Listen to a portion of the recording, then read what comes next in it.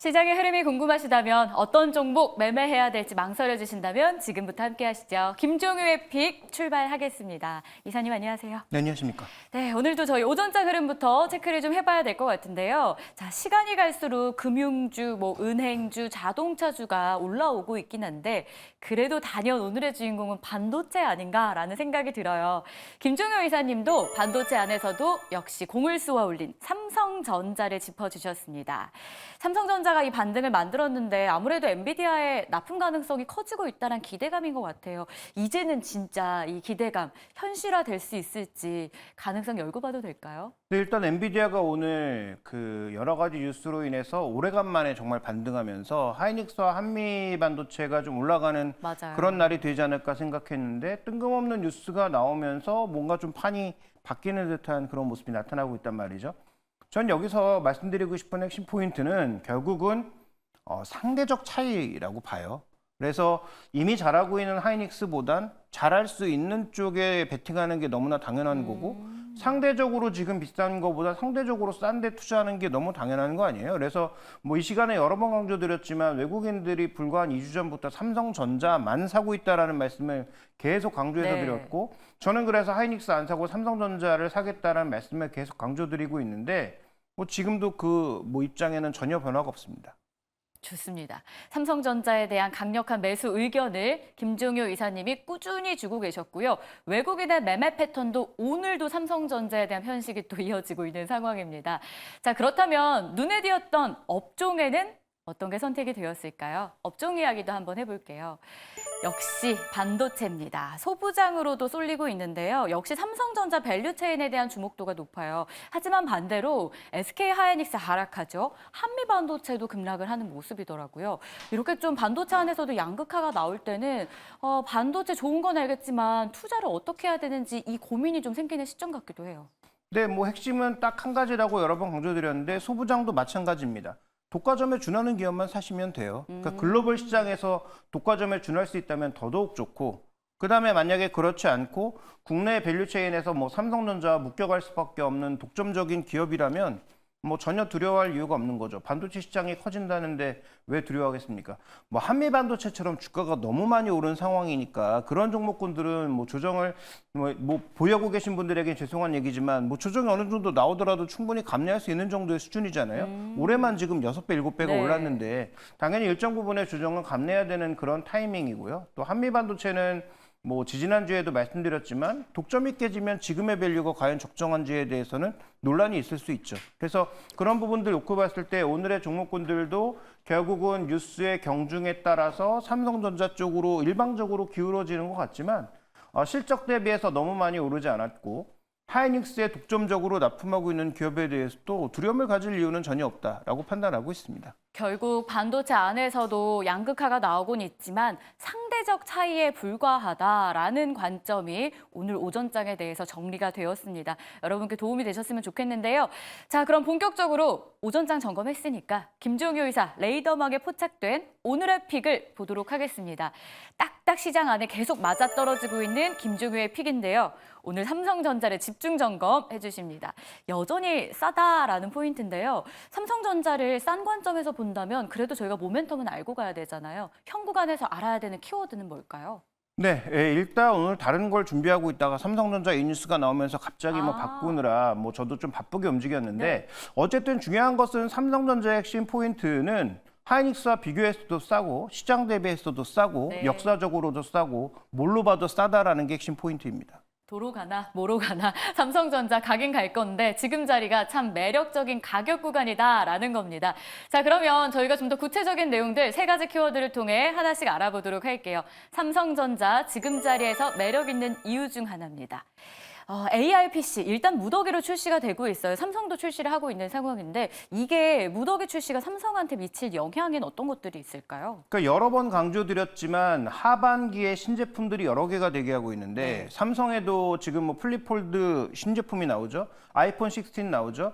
그다음에 AI PC가 지금 MS에서 나온 코파일럿 PC를 포함해서 6월 달부터 뭐 쏟아지고 있습니다. 그래서 지금 뭐 휴레패커드라든지 뭐 대만의 여러 에이서 같은 회사들, 네. 그다음에 뭐 국내 삼성전자도 당연히 나올 거고요. 마이크로소프트도 자기들 제품이 나올 거란 말이에요. 그래서 준비된 그림 보시면 뭐 정확한 수치를 제가 그동안 뭐 발견할 수 없어서 말로만 말씀드렸는데, 저 오늘 미래에셋증권 자료를 보시면 지금 CAGR 연간 성장률, 연평균 성장률이라는 거죠. 27년까지 연평균 성장률이 59%가 될 거다. 이거 뭐 제가 항상 말씀드리지만 이 수치에 집착하실 이유가 전혀 없다. 그냥 방향성을 얘기하는 거예요. 그래서 갤럭시 24에 뭐 좋아진 게 별로 없음에도 불구하고 판매량이 증가한 게 결국 온디바이스 AI 때문이었잖아요. 근데 온디바이스 AI 능력을 좀 더 잘 보여줄 수 있는 건 휴대폰이 아니라 AI PC일 가능성이 PC다. 높다라고 보고 있고요. 다음 이제 준비된 그림 보시면 그래서인지 모르지만 실제로 신제품을 무더기로 다 쏟아내고 있는 상황이니까 당연히 이 안에 들어가는 디램이라든지 여러 가지 제품들, 부품들은 자연스럽게 그냥 늘어나는 거예요. 그 다음에 또 하나 좀 살펴보시면 24년 3분기하고 4분기에 가장 두꺼워지는 게 뭐냐, 드라마틱하게 증가하는 게 뭐냐면 노트북이거든요.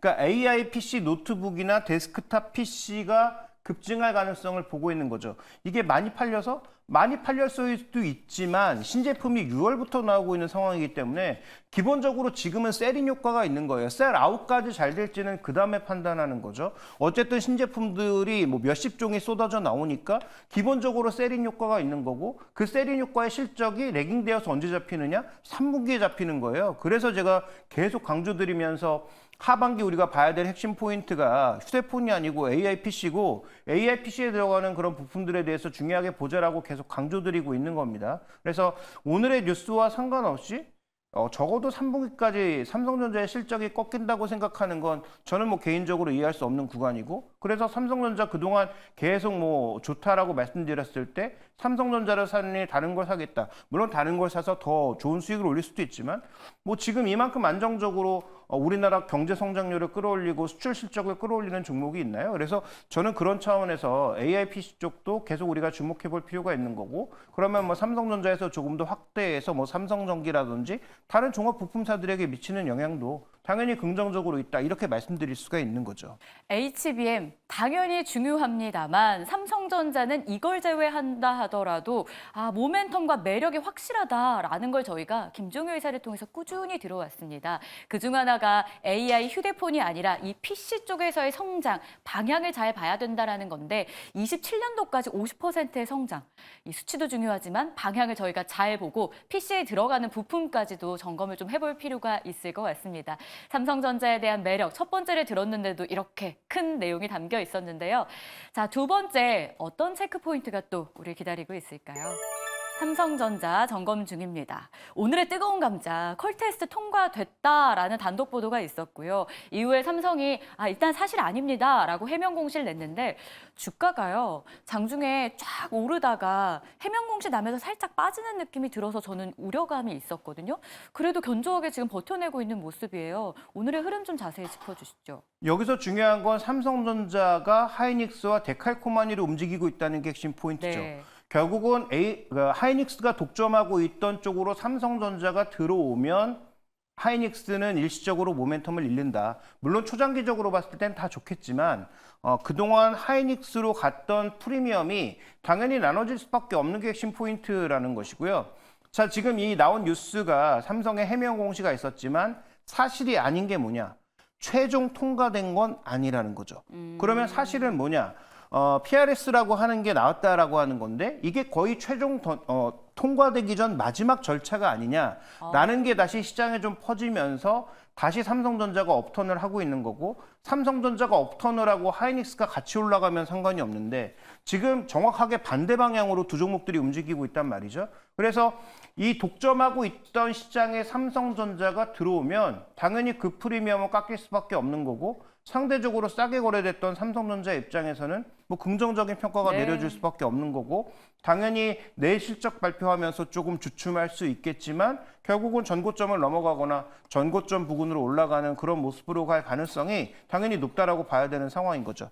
그래서 준비된 그림을 하나 보시면, 오늘 상대적으로 변동성이 커지는 한미반도체는 지금 2025년도에 발생할 TC본도의 매출이 지금 한 뭐 7천억이 좀 안 되는 그런 수준이란 말이죠.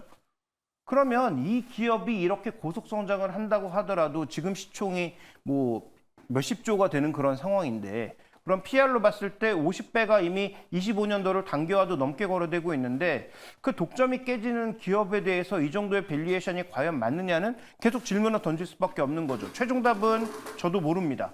뭐 답도 모르는데 왜 얘기하느냐라고 반문하실 수 있지만 어쨌든 제가 보기엔 비슷하다라는 거죠.